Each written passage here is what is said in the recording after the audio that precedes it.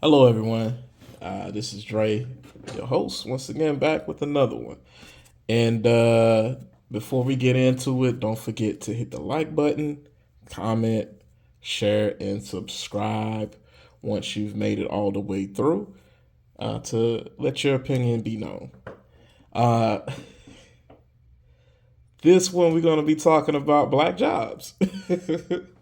um, During the debate, Trump had a brief spat where he was talking about black jobs and essentially saying that immigration was going to hurt um, black jobs and really all Americans, but specifically uh, more so disproportionate but impact upon black Americans.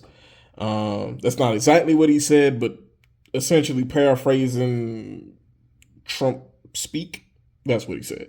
Uh, and the internet responded in a very obtuse way, like they don't know what black jobs are.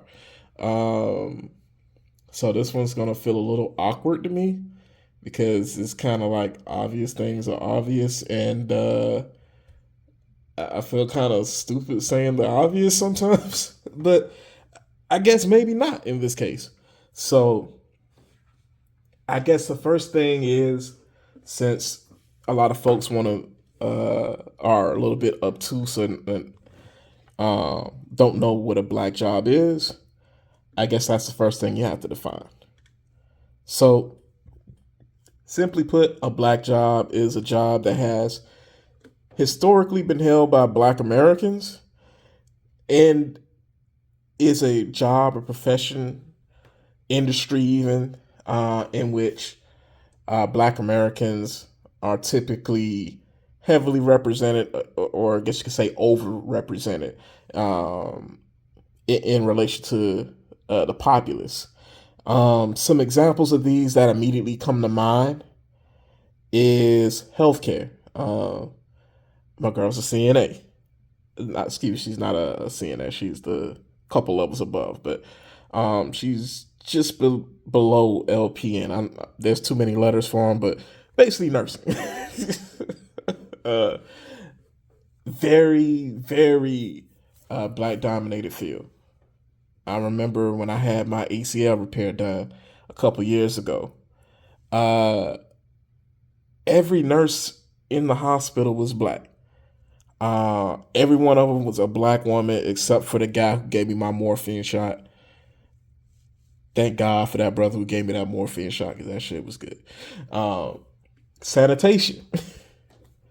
Uh, I mean, I can't recall the city right offhand, but Dr. King died literally the day before he was assassinated. He was organizing sanitation workers. Um, I know a lot of black folks work for the postal service. I know a lot of black folks work in government jobs, period. So that isn't to say that these are the only places that we work, because technically, uh,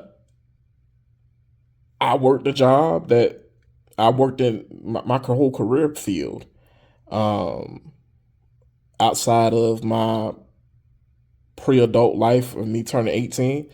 Um, my career field since college has really been white collar corporate, and I can tell you, we, especially as a black man,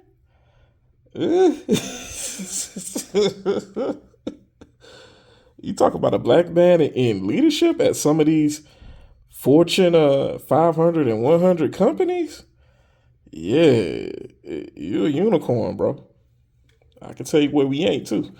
Um, One of the things that I, I'm gonna just go ahead and do is I'm gonna throw it up on the screen here to show. I grabbed this from blackdemographics.com, and it shows occupations, and it shows the percentage of black workers employed, um, versus the U.S. average, I guess you could say.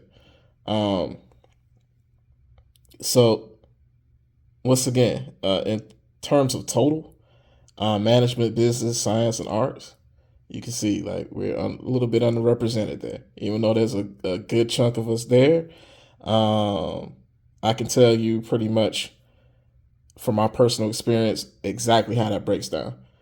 Uh, because of the way they're breaking this out, I would wager that they're including a lot of entry level fields, like think like for instance, entry level roles like a client support representative, customer advocate, those entry level positions, because those are the ones where we do tend to actually be somewhat represented in corporations. Is as you go up, and normally it's only a level or two. By the time you hit senior manager or director level, it has nearly inverted to where it goes from being this cornucopia of people to pretty much white with little speckles of brown and a few other things in there. Um, so yeah, that's at least been my experience based upon it's been 4 large corporations I've worked for. Um, I want to say 2 have been in the Fortune 500, one's been a Fortune 100, and one has been a large privately owned corporation. I want to say headcount probably about 20,000 plus or so. Um, so yeah, um, service occupations. uh, Once again, healthcare is a big one that I'm thinking of right off the top of the head. Food preparation, cleaning services, personal care, things like that. Uh, I'm probably forgetting a few, but yeah.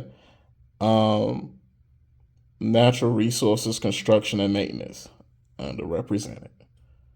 And mind you, that used to be an area where we were much more represented.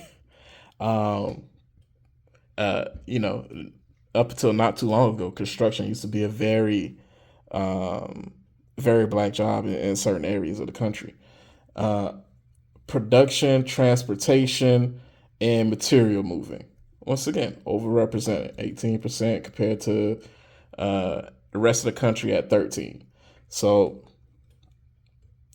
um, those are your manufacturers. um, Pretty much like my dad was a forklift operator. He worked for a plant, a textile plant. They made like finishes and all kinds of different things. Um, those are your truck drivers, um, a lot of your blue collar folks. Um, yeah. So out of this list right here, what stands out the most in terms of folks being overrepresented, service occupations. Oh yeah, and then there's sales and office occupations as well. I think I might have skipped over that one. Um, I, I kind of I'm not sure exactly what they mean by those, but if I had to wager, I would say that is probably, um, those office type of jobs like the loan cashing place, like the uh, check cashing place. Like that side store that you kind of duck into that provides some type of service to the community. Um, I'm really blanking. I'm really blanking. But yeah, um, my apologies. Uh, and then I think the other half of this too is to talk about black-owned business.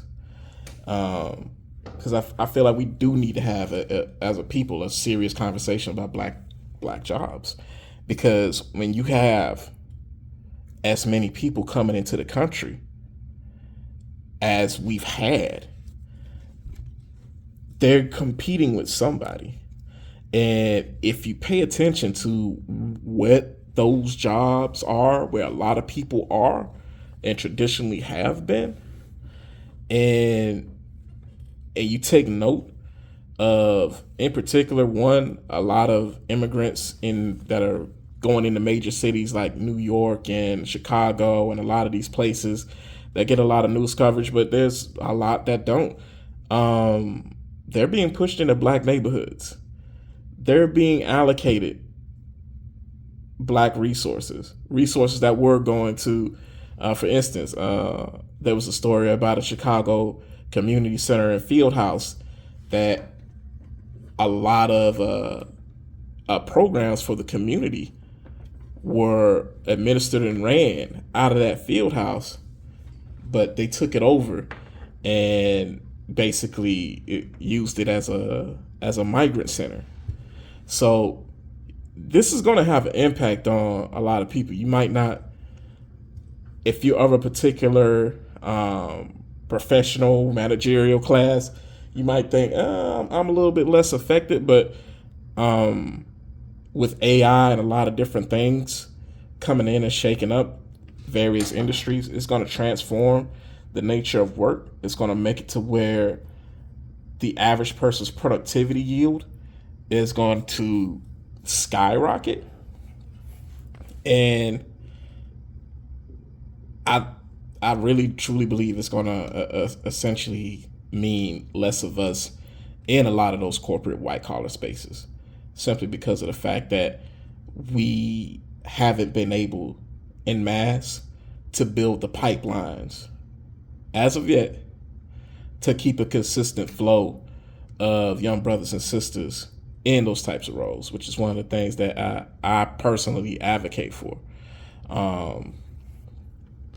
I really truly, I've done it at one place before, but I truly believe that all you need is a few good men, and you can make some real racket in some places. But that's another topic for another day. In terms of black businesses, a similar conversation. I'm just gonna quickly show these two things.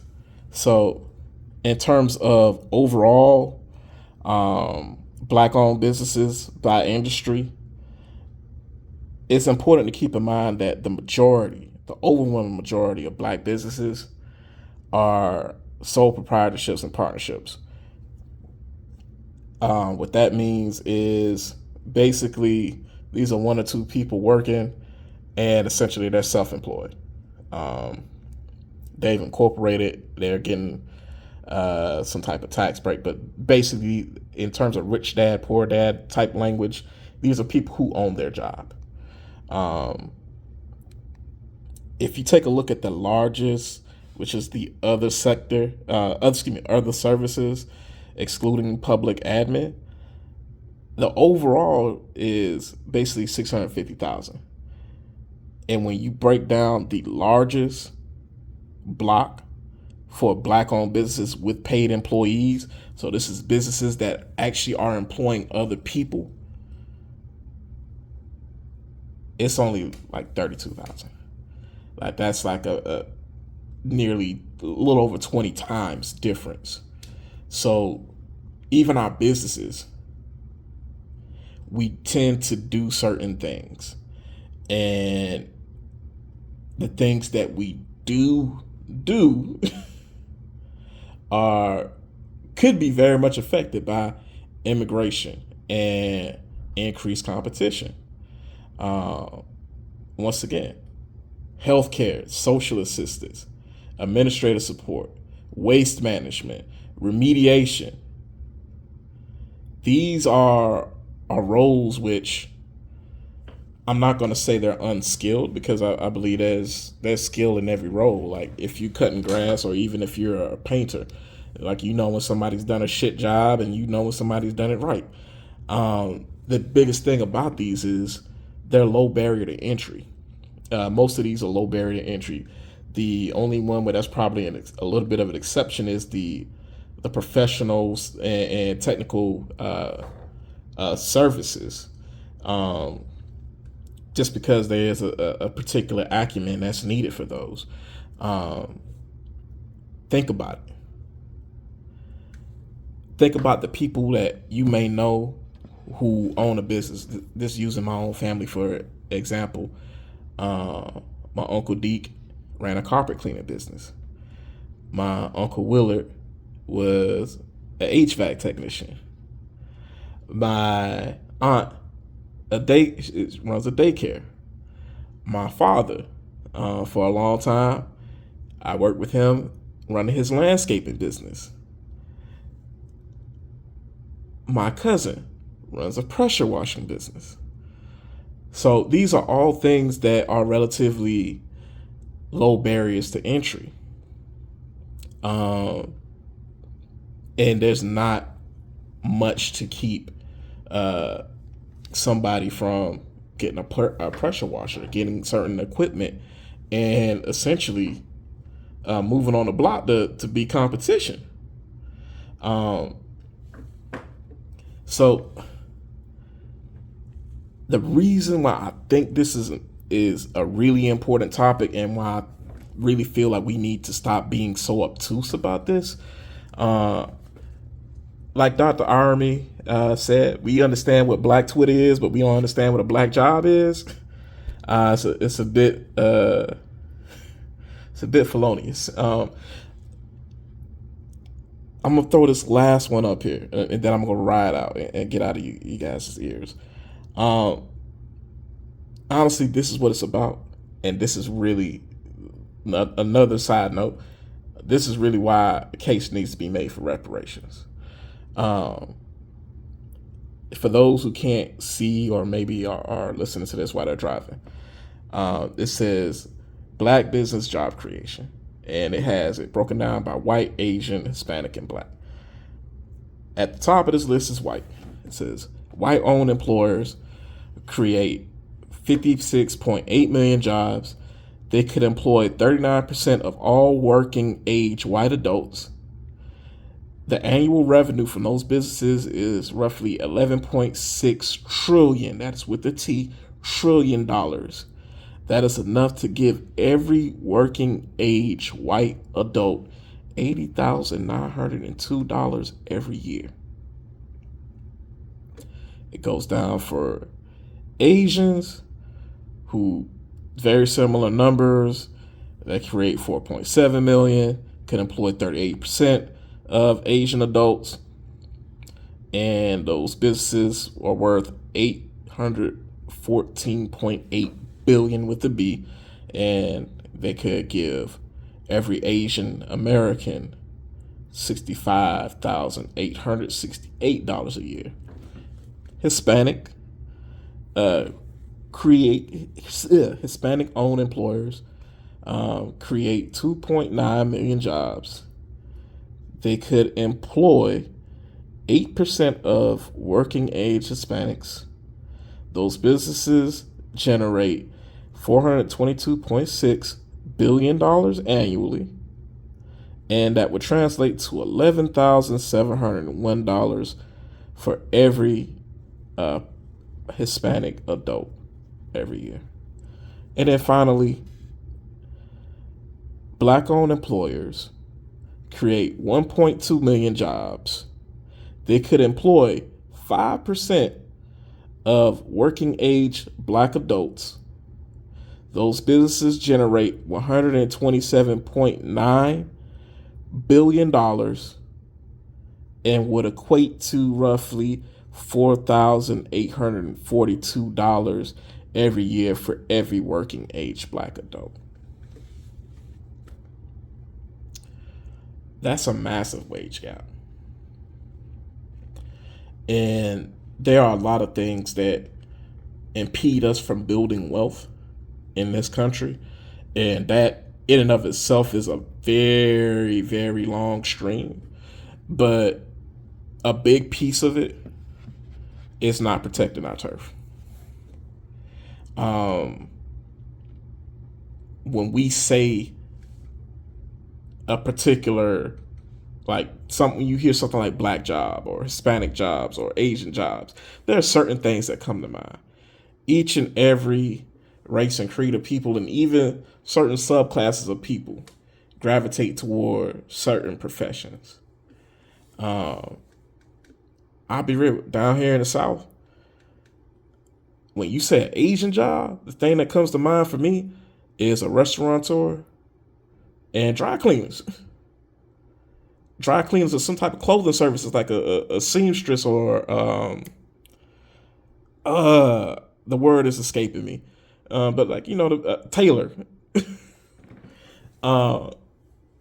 That's where I've seen a lot of Asian businesses that are that.